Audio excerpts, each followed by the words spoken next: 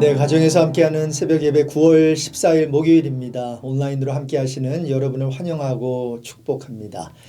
이제 새 찬송가 311장 내 너를 위하여, 통일 찬송가 185장을 부르면서 시작합니다.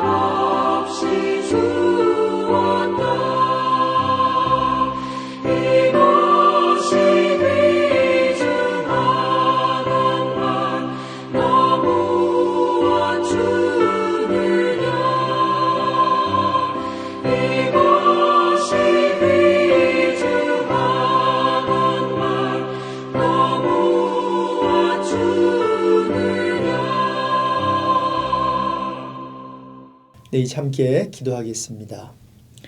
주님, 9월은 백투스쿨 시즌을 맞이해 우리 자녀들과 2세들을 위해 기도하는 시간을 갖습니다. 한국교회의 영적 유산들이 참 많은데 이 귀한 유산들이 우리 자녀 세대에 온전히 계승되길 기도드립니다. 새벽을 깨우면서 부르짖는 부모 세대의 기도의 유산과 주의 몸된 교회를 위해 희생하며 섬기는 좋은 영적 유산들이 다음 세대에 아름답게 계승되게 해 주십시오. 그래서 우리 다음 세대들이 복음의 새 역사를 만들어 나가게 하시고 주님이 오시기 전 세계 복음화를 마무리하는데 귀하게 쓰임받게 해 주십시오. 이제 말씀을 듣습니다. 주님이 준비하신 레마의 말씀이 우리에게 임하는 복된 시간이 되길 간절히 소망하며 말씀이 육신되어 이 땅에 오신 예수 그리스도의 이름으로 간절히 기도드립니다. 아멘. 오늘 주시는 말씀은 민수기 7장 12절에서 47절인데요. 이 중에서 12절부터 29절까지만 읽도록 하겠습니다. 첫째 날에 헌물을 드린 자는 유다지파 암미나답의 아들 나손이라. 그의 헌물은 성소의 세겔로 130세겔 무게의 은반 하나와 70세겔 무게의 은발이 하나라. 이 두 그릇에는 소재물로 기름 섞은 고운 가루를 채웠고 또 10세겔 무게의 금그릇 하나라. 그것에는 향을 채웠고 또 번제물로 수송아지 한 마리와 순양 한 마리와 1년 된 어린 순양 한 마리며 속죄제물로 순염소 한 마리이며 화목제물로 소 2마리와 순양 5마리와 순염소 5마리와 1년 된 어린 순양 5마리라. 이는 아미나답의 아들 나손의 헌물이었더라. 둘째 날에는 이사갈의 지휘관 수알의 아들 느다넬이 헌물을 드렸으니 그가 드린 헌물도 성소의 세겔로 130세겔 무게의 은반 하나와 70세겔 무게의 은발이 하나라. 이 두 그릇에는 소재물로 기름 섞은 고운 가루를 채웠고 또 10세겔 무게의 금그릇 하나라. 그것에는 향을 채웠고 또 번제물로 수송아지 한 마리와 순양 한 마리와 1년 된 어린 순양 한 마리며 속죄 제물로 순염소 한 마리며 화목제물로 소 2마리와 순양 5마리와 순염소 5마리와 1년 된 어린 순양 5마리라. 이는 수알의 아들 느다넬의 헌물이었더라. 셋째 날에는 스불론 자손의 지휘관 헬론의 아들 엘리압이 헌물을 드렸으니 그의 헌물도 성소의 세겔로 130세겔 무게의 은반 하나와 70세겔 무게의 은발이 하나라. 이 두 그릇에는 소재물로 기름 섞은 고운 가루를 채웠고 또 10세겔 무게의 금그릇 하나라. 이것에는 향을 채웠고 또 번제물로 수송아지 한 마리와 순양 한 마리와 1년 된 어린 순양 한 마리며 속죄제물로 순염소 한 마리이며 화목제물로 소 2마리와 순양 5마리와 순염소 5마리와 1년 된 어린 순양 5마리라. 이는 헬론의 아들 엘리압의 헌물이었더라. 네, 오늘 본문 말씀이 기록된 민수기 7장은 모세 오경에서 길이가 가장 긴 장으로 알려져 있습니다. 총 89절, 89절로 되어 있는데요. 성막을 지은 후에 12지파를 대표하는 우두머리이자 지휘관이 차례대로 바친 헌물 목록을 상세히 다루고 있습니다. 바친 목록을 보면 우선 수레와 소가 있습니다. 어제 본문인 민수기 7장 3절에 나오는데요. 이렇게 수레와 소는 레위인들이 성막을 운반할 때 필요한 도구였습니다. 만일 이런 도구들이 없었다면 성막의 물품들을 옮기는 일이 매우 힘들었을 거예요. 그래서 하나님께서는 성막을 옮기는 레위인들을 위해 필요한 것을 각 지파의 지휘관들을 통해 채워주신 것으로 보입니다. 여기에 중요한 메시지가 하나 있다고 생각하는데요. 하나님은 이렇게 우리에게 일만 맡기시는 분이 아니라 일을 맡기실 때 그 일에 필요한 것도 아주 세밀하게 챙겨주시고 공급해 주시는 분이라는 것입니다. 레위인의 경우 성막을 운반하는 일을 위해 성막 물품들을 옮길 수레와 소가 필요했잖아요. 그 필요를 각 지파의 족장들을 통해 제공해 주신 것입니다. 옛날 개역 한글 성경에는 이제 족장으로 번역이 되었더라고요. 따라서 우린 하나님이 우리를 부르셔서 일을 맡기실 때 이게 없고 저게 없고 하면서 환경을 탓하거나 우리 자신을 바라보며 좌절하지 않으면 좋겠습니다. 때론 우리가 어떤 일을 하려고 할 때 자원이 부족해 보일 때도 있습니다. 또한 우리가 어떤 일을 하려고 할 때 그 일을 하기에 내 자신이 턱없이 부족하고 무능력하게 느낄 수도 있고요. 모세의 경우 하나님이 모세를 바로 왕에게 보내려고 하실 때 모세가 뭐라고 했나요? 자기는 말을 잘 못한다고 했습니다. 그때 하나님은 누가 사람의 입을 지었느냐고, 누가 말 못하는 자나 못 듣는 자나 눈 밝은 자나 맹인이 되게 하였느냐고 물으십니다. 그러면서 하시는 말씀이 이제 가라. 내가 내 입과 함께 있어서 할 말을 가르치리라고 하십니다. 그래도 모세가 보낼 만한 자를 보내시라고 하니까 모세의 형 아론을 붙여주면서 그가 모세를 대신해서 이스라엘 백성에게 말할 것이라고 하십니다. 그러면서 모세에게 이렇게 지팡이를 주시잖아요. 모세는 결국 하나님이 제공해 주신 물적, 인적 자원을 가지고 그 많은 이스라엘 백성을 출애굽시킬 수 있었습니다. 성도 여러분 기억합시다. 우리에게 사명을 주시는 하나님은 그 사명을 이루게 하시기 위해 필요한 자원도 함께 주신다는 것을 오늘 아침 기억하면 좋겠습니다. 자, 이렇게 성막을 운반하기 위해 드린 수레와 소 외에도 12지파 지휘관들을 통해 바쳐진 헌물 목록들이 오늘 본문에 이렇게 쭉 나와요. 12절에 보시면 첫째 날에 유다 지파 암미나답의 아들 나손이 헌물을 드리는데요. 이렇게 나손을 통해 유다 지파가 바친 헌물은 소제물로 채워진 은쟁반 하나와 은대접 하나인데 그 두 그릇에는 기름으로 반죽한 고운 밀가루 곡식 제물을 담았습니다. 그 외에도 향을 채운 금그릇을 드렸고요. 번제물, 속죄제물 그리고 화목제물을 헌물로 드립니다. 이런 식으로 다른 지파의 지휘관들도 하루에 한 사람씩 동일하게 12일간 같은 헌물을 드리게 되는 모습을 볼 수 있습니다. 여기서 우리가 주목해서 살펴봐야 하는 것은 하루 한 지파씩 소제물과 번제물, 속죄제물과 화목제물을 동일하게 드렸다는 부분입니다. 소제물의 경우 말씀드린 대로 은쟁반, 은대접 각각 하나에 기름 섞은 고운 가루를 채워서 드렸고요. 번제물의 경우 수송아지 한 마리, 순양 한 마리, 1년 된 어린 순양 한 마리, 속죄제물의 경우 순염소 한 마리, 그리고 화목제물은 소 2마리, 순양 5마리, 순염소 5마리, 1년 된 어린 순양 5마리를 각각 바쳤습니다. 이렇게 12지파 지휘관들이 바친 예물의 내용과 숫자가 동일했고요. 그래서 각 지파에 속한 지휘관들의 이름만 바뀌었을 뿐 그들이 바친 예물들은 전부 다 똑같습니다. 그런 이유로 오늘 본문이 좀 길어서 29절까지만 읽었는데요.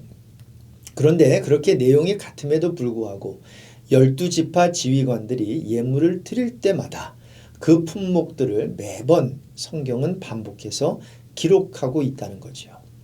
왜 그랬을까요? 그냥 이하동문하면 되었을 것을 말이죠.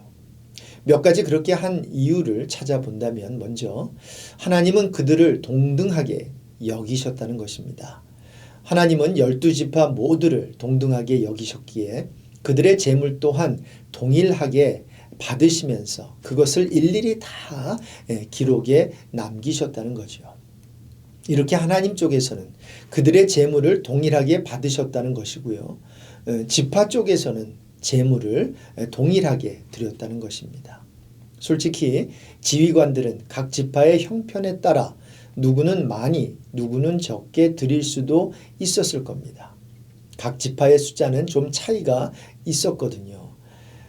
여러분이 아시는 대로 싸움에 나갈 만한 자들의 총 숫자 60만 3,550명 중에서 숫자가 가장 많은 지파는 유다 지파였습니다. 7만 4,600명이었고요. 숫자가 가장 적은 지파는 므낫세 지파로 3만 2,200명이었습니다. 이렇게 숫자에 이렇게 차이가 있으니 지파 사이즈에 따라 재물의 차등을 둘 수도 있었겠지요. 그리고 솔직히 여호와께서 각 지파에게 정확한 물품이나 아니면 정확히 몇 마리의 짐승을 바치라는 기록은 없는 것 같고 그냥 딱 한 가지만 한 가지만 지시하신 걸로 보여요. 어제 본문 민수기 7장 11절에 모세에게 각 지파의 지휘관들은 하루 한 사람씩 제단에 봉헌물을 드리라고만 해요. 민수기 7장 17절에 보시면 그렇게 되어 있어요. 봉헌물의 개수를 몇 개로 하라든가 그 외에 얼마를 해야 한다는 정확한 지시사항은 없어 보이거든요. 그런데 모든 지파들은 동일한 양의 예물을 바쳤다는 거예요. 여기서 우리가 얻을 수 있는 영적 교훈이 여기에 있다고 봅니다. 교회에 어떤 사역에 대한 지분을 받았을 때 공정성을 따지는 것도 좋지만요. 때론 우리 공동체 숫자가 적음에도 불구하고 많은 숫자의 공동체가 감당하는 것을 숫자가 적은 공동체가 감당할 수 있어야겠다는 것입니다. 왜냐하면 하나님의 일을 하면서 항상 공정한 일만 할 수 없기 때문입니다. 페어한 일만 요구할 수 없다는 거지요. 예를 들어서 공동체 일을 할 때 왜 저 공동체는 우리보다 숫자가 많은데 우리는 예를 들어서 부엌일을 아니면 파킹장 봉사를 한 번 더 해야 하나요? 그러면서 우리는 페어한 일만 요구할 수 있다는 거죠. 그런데 하나님께서는 저와 여러분에게 공정한 일만 하는 일꾼들로 불러주신 게 아니라 또 위대한 일을 하는 자로 저와 여러분을 부르셨다는 것입니다. 남이 내 눈을 뽑을 때 그의 눈을 뽑는 것은 공정한 일이지요. 하지만 오른편 뺨을 때리는 자에게 왼편도 돌려대는 것은 위대한 일입니다. 속옷을 달라고 하는 자에게 겉옷도 주는 것은, 오리를 가자고 하는 사람과 십리를 가주는 것은 위대한 일입니다. 주님은 이렇게 우리가 공정한 일이 아니라 그것을 훨씬 뛰어넘어 위대한 일을 하길 원하십니다. 우리의 삶 속에 공정한 일말이 아니라 위대한 일을 하게 되는 은혜가 우리 모두에게 있길 소망합니다.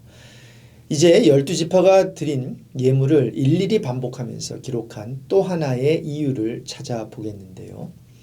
모든 이스라엘 백성이 봉헌 예물을 드리는 일에 하나도 빠짐없이 참여했다는 것을 강조하기 위함으로 보입니다. 어떤 한 사람이 많은 예물을 드리는 것보다는 하나님의 백성이 한 사람도 빠짐없이 모두 봉헌에 참여했다는 것이 더욱 소중하고 뜻깊은 일이고요. 그것을 우리 하나님은 기뻐하실 겁니다. 여러분 생각해 보십시오. 이렇게 동일한 예물을 12지파가 드렸다고 해서 그 예물들이 모두 동일한 것일까요? 네, 예물의 내용은 동일했어요. 하지만 우리가 기억해야 하는 것은 예물의 내용은 다 똑같지만 예물은 구별된다는 사실입니다.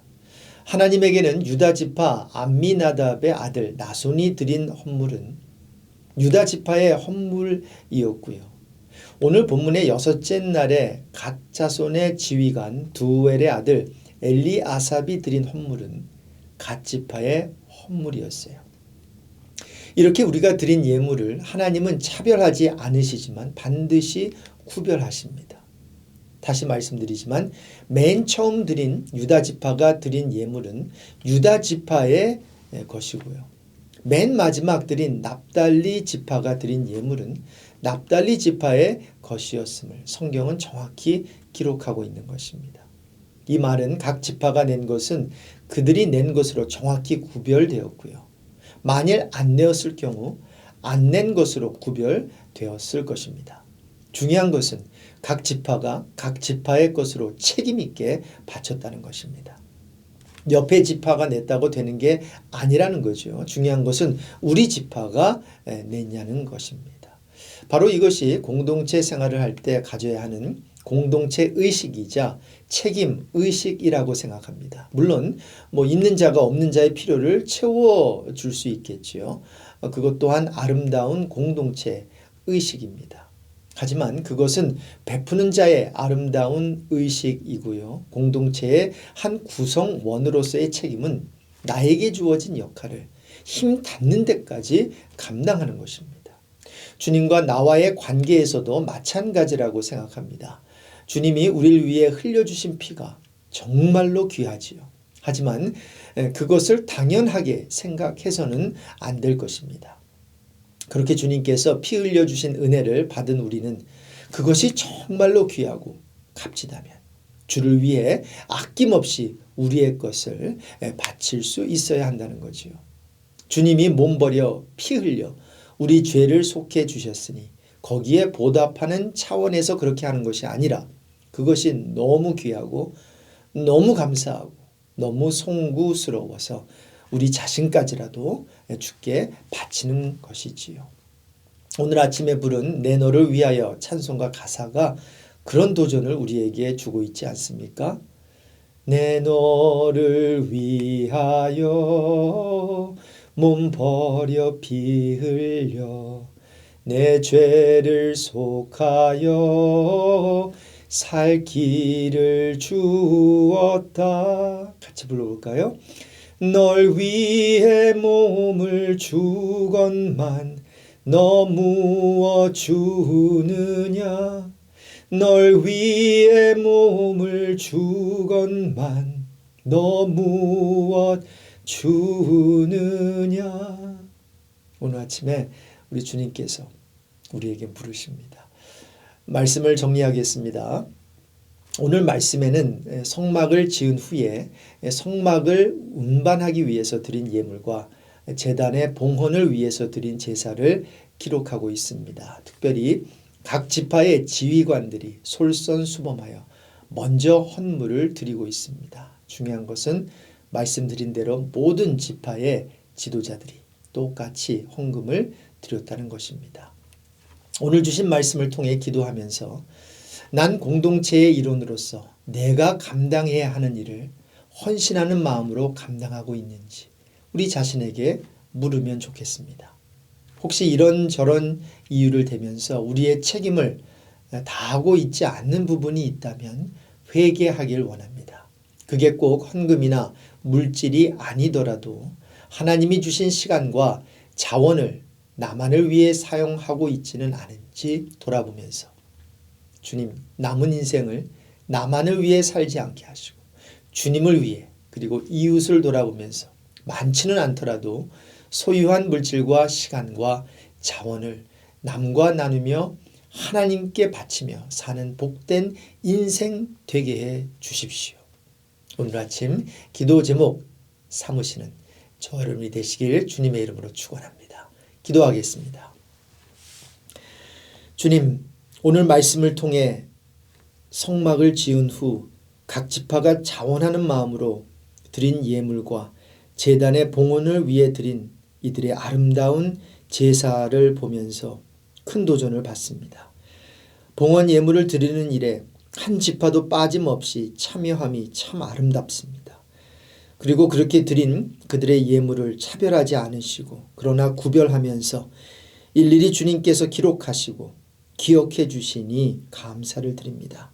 우리의 삶도 이렇게 성전 중심의 삶이 되어 넉넉하지는 않지만 소유한 물질과 시간과 자원을 하나님께 바치며 남과 공유하는 복된 인생 되게 해 주십시오. 존귀하신 우리 주 예수 그리스도의 이름으로 간절히 기도드립니다. 아멘. 이제 잠깐 기도하시면서요. 주님과 친밀한 교제 나누시고 삶의 터전으로 힘차게 나아가시길 바랍니다. 주님의 이름으로 축복하고요. 여러분을 기도로 응원합니다. 샬롬.